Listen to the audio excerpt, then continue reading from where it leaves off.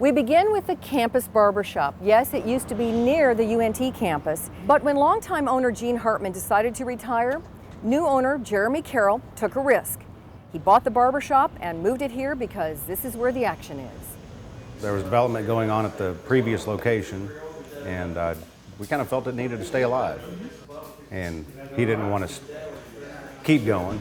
He didn't want to rent something somewhere else from somebody else. So I decided it's my turn. You'd been barbering, Yes. but you hadn't been the boss. So Right. what went into your thinking in deciding to buy it? Part of it was my age. If I was going to keep doing something, then I should probably own it. What about funding? You know, a lot of people who are starting a business or taking over a business, there's a cash flow issue. It's always a challenge for a small business. Right. Well, and especially since I hadn't planned on it really for a long time.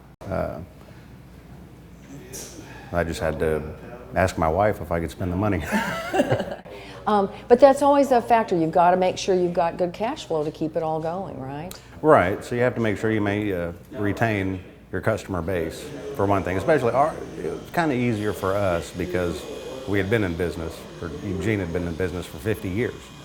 So it was easier for us to kind of maintain. We just kind of moved.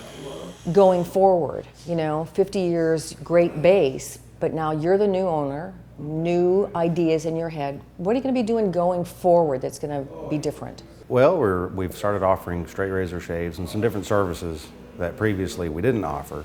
You know, try to get a new crowd in. You know, we had been asked quite often at the other location to do certain things that we just weren't set up to do. And we said, well, it was a good opportunity to do it. You know, a fresh start.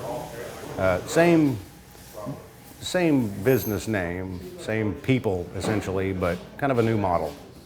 It's kind of the next evolution. What about the A-Train? You picked this location. Did the A-Train play into this? It did. In what Yeah, way?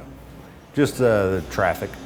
You know, it'd be a big buzz, you know, about the A-Train. A lot of people using it, and the location was available. What about the other businesses around here? You know, this whole corridor is developing and changing. Did that play a factor in why you picked here? It looked exciting, you know, so it looked fun, and I know a lot of people that are running businesses in this area, and they had a lot of good things to say about it. So the camaraderie is part of what will benefit your business, do you think? I think so. I think we're all working together to kind of promote each other's businesses as well as our own, and it's working out. I would think in your business there would be a lot of competition. You're probably not the only barbershop in town. No, So, but there's not many of us. yeah. But part of doing this is setting yourself apart. How do you do that?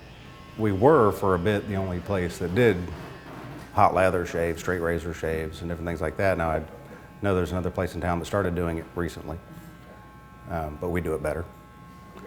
Kind of the feel of the place, you know, it's a different kind of barbershop.